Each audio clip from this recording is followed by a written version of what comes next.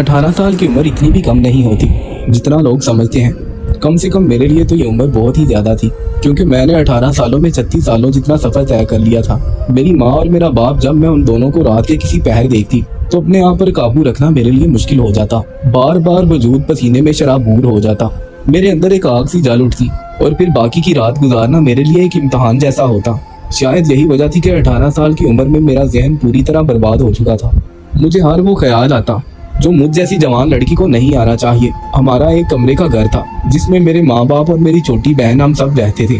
माँ बाप की एक चारपाई थी और मेरी छोटी बहन तकरीबन मुझसे 7-8 साल छोटी थी, इसलिए उसे इन बातों की समझ नहीं थी जिन बातों की मुझे समझ आ गई थी। मैं आधी रात को जब अपने माँ बाप की बातें सुनती तो मेरी कान की लोएं सुर्ख हो जाती और शर्म से मैं कांप उठती।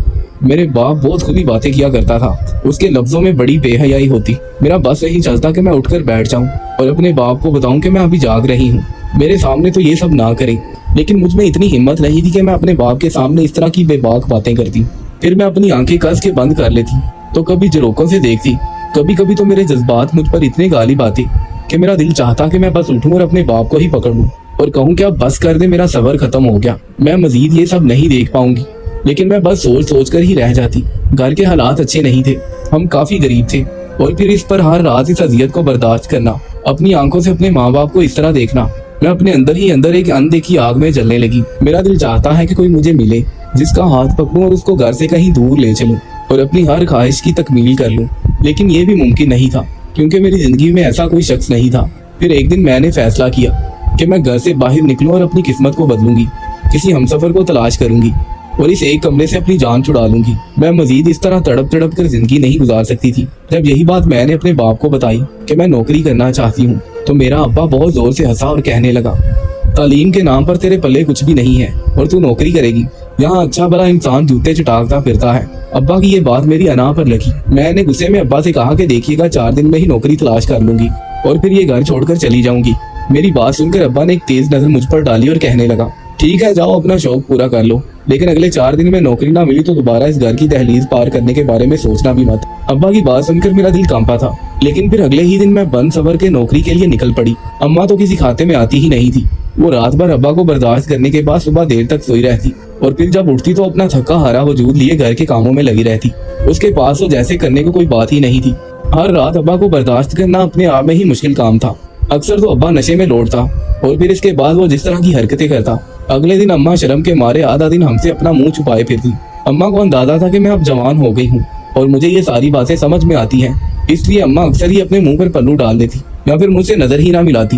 इन्हीं सब चीजों से तंग आकर तो मैंने नौकरी का फैसला किया था, लेकिन मुझे ये भी तो मालूम नहीं था कि किस दफ्तर जाना है, क्या बात करनी है। बस मैं ऐसे ही घर से निकली और रिक्शे वाले से कहा कि मुझे ऐसी जगह ले चलो जहाँ बहुत सारी फैक्ट्रियाँ हों और मुझे कोई नौकरी मिल जाए। जो जमा पूंजी मेरे पास थी वही मैंने उसके हाथ में रख दी थी और फिर वो मुझे एक फैक्ट्री के आगे ले गया। कहने लगा, यहाँ रोज नई नई लड़कियों की भर्ती होती है, तुम भी किस्मत आजमा कर देख लो। मैंने उसका शुक्रिया अदा किया और फैक्ट्री के अंदर चली गई तो पता चला कि यहाँ थोड़ी बहुत पढ़ी लिखी लड़कियों को रखा जाता है। मुझे समझ नहीं आ रहा था कि क्या करूँ। अब्बा के सामने तो बड़ी बड़ी बातें करके आ गई थी, लेकिन दुनिया की अलिफ भी पता नहीं थी। मैंने रिसेप्शनिस्ट से कहा कि मेरी मालिक से बात करवा दो, मैं खुद उससे अपना मसला बयान करूंगी। मेरी बात सुनकर उस लड़की ने मुझे गौर से देखा और फिर कहने लगी कि मालिक हर किसी से नहीं मिलता। मेरी आंखों में आंसू आ गए, लेकिन उसे मुझ पर कोई तरस न आया। मैं बाहर वापसी के लिए निकलने लगी तो तभी मेरी नजर एक बड़ी सी गाड़ी पर पड़ी जिसमें से एक पैंट कोट पहना लंबा चौड़ा आदमी उतरा था। मुझे ये यकीन था कि यही कंपनी का मालिक होगा। 50 साल के करीब था, मेरे अब्बा से भी उम्र में थोड़ा बड़ा। बेइख्तियार मुझे अब्बा याद आया और अब्बा की वो बातें भी जो अब्बा अम्मा से किया करता था। मुझे यकीन था कि इस उम्र में अक्सर आदमी जज्बात में पागल होते हैं, इसलिए मैंने किसी ख्याल के तहत अपना दुपट्टा सामने से हटा दिया, थोड़ा गला नीचे को सिरकाया, अपने बाल खोले और उसके पास पहुंच गई। मुझे किसी भी सूरत ये नौकरी चाहिए थी और साथ ही साथ किसी का साथ भी चाहिए था। मैंने धीरे से उसे मुखातिब करके कहा, सर मेरी बात सुन लीजिए। उस आदमी ने एक गहरी नजर मुझ पर डाली और फिर मेरे करीब आया और फिर अपने गार्ड की तरफ देखा। गार्ड ने बताया कि मैं भर्ती के लिए आई हूँ। वो आदमी मेरी खूबसूरती को नजरअंदाज न कर सका। उसने सर से पांव तक एक आर पार होती निगाह मुझ पर डाली और मुझे अपने पीछे आने का इशारा करके चल पड़ा। मैं भी बड़ी शान से उसके पीछे पीछे अंदर दाखिल हुई तो रिसेप्शनिस्ट हक्का बक्का रह गई, क्योंकि जब मैं बाहर निकली थी तो मेरा हुलिया शरीफों वाला था, लेकिन अब मैं बहुत ही ज्यादा खुद को अयां कर चुकी थी। मेरी खूबसूरती सबके सामने आ रही थी। मैंने मुस्कुराकर रिसेप्शनिस्ट को देखा था मुझे ऐसा लगा जैसे मुझे पहली बार जीत मिल गई हो, मगर मुझे क्या मालूम था कि मैंने खुद अपनी बर्बादी के रास्ते पर कदम बढ़ाए थे। मालिक मुझे अपने कमरे में ले गया और फिर अपने सामने बिठा लिया। कहने लगा अपनी फाइल दिखाएं ताकि मैं देखूं कि आप काबिल है भी या नहीं। मेरे पास तो कोई फाइल थी ही नहीं।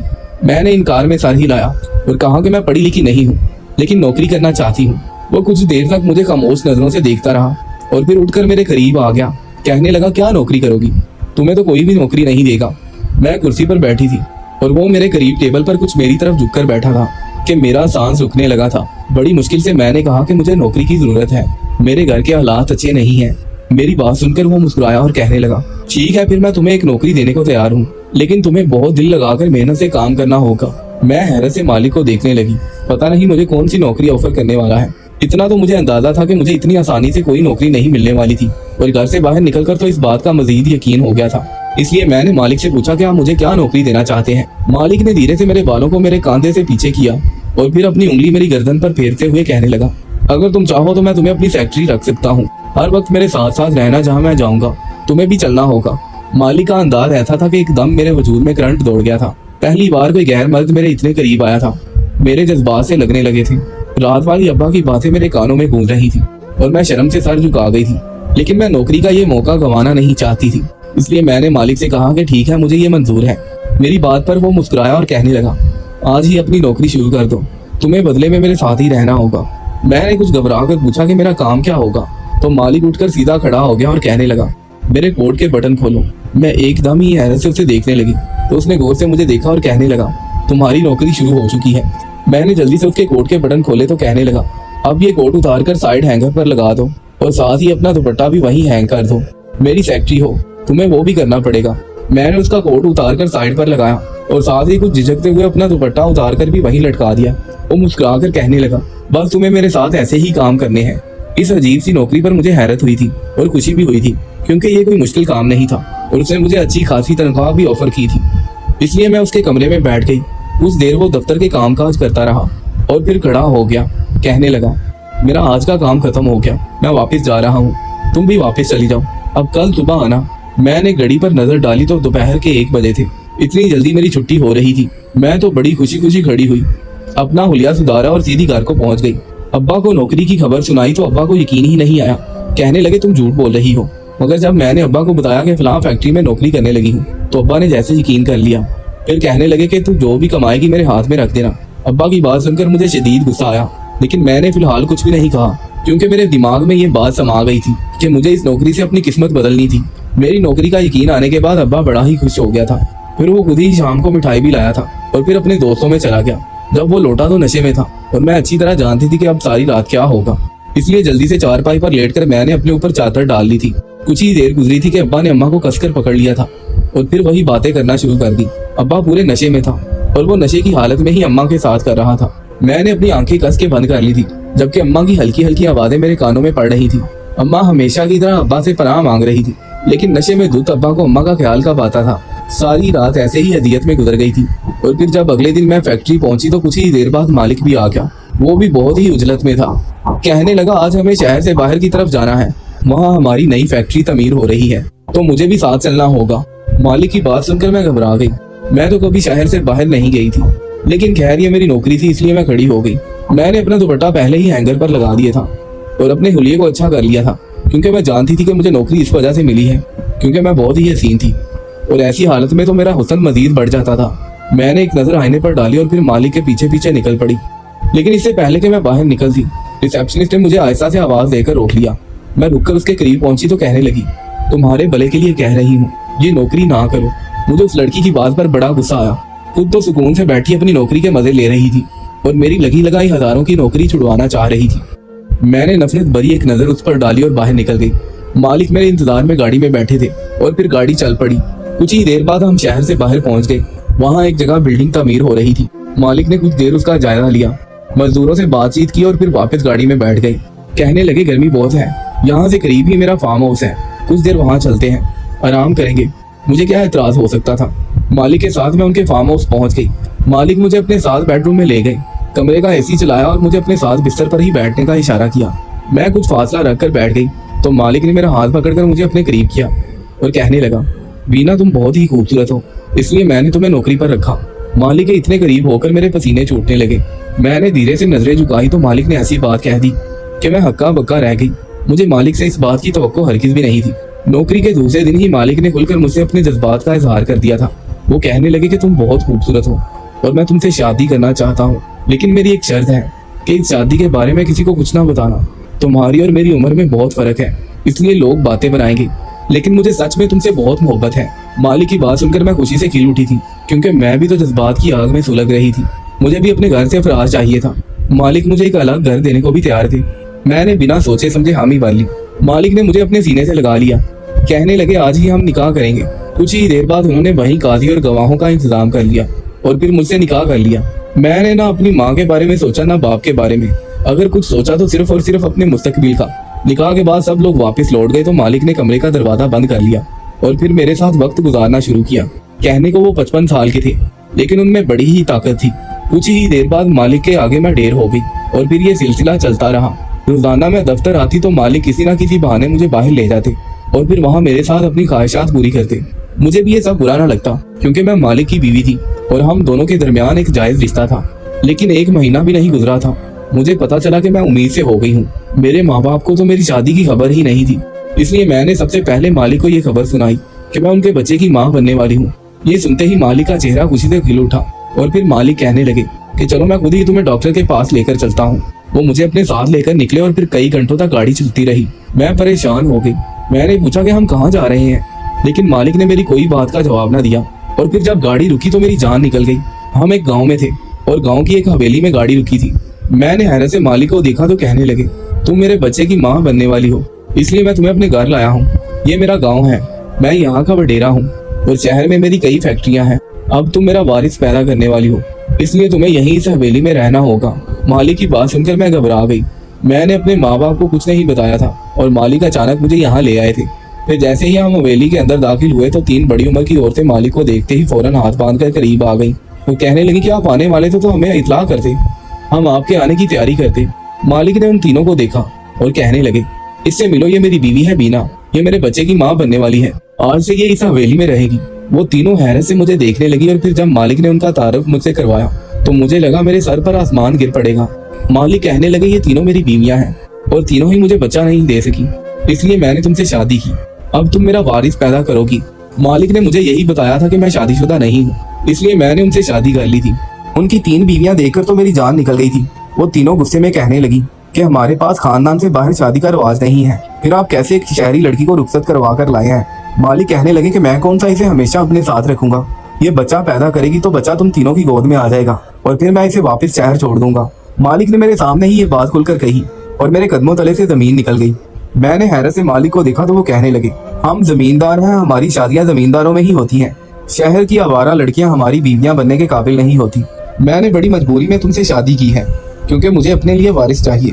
तुम यहाँ कुछ अरसे की मेहमान हो, तुम्हें कोई तकलीफ नहीं होगी। और फिर उन्होंने अपनी बड़ी बीवी से कहा कि वो मुझे मेरे कमरे में ले जाकर बंद कर दे, और उनकी बड़ी बीवी ने उनके हुक्म की तामील की और मुझे कमरे में बंद कर दिया। मैं रोती पीटती रह गई, दरवाजा बजाती रही, लेकिन किसी को मुझ पर रहम ना आया। मैंने अपने शिकम पर हाथ फेरा तो मुझे अपनी बदनसीबी पर रोना आने लगा। मैंने अपने माँ बाप से इतनी बड़ी बात छुपाई थी जिसकी सजा मुझे मिली थी। मैं जिंदगी में तेजी से आगे बढ़ना चाहती थी और मुंह के बल जमीन पर गिर पड़ी थी।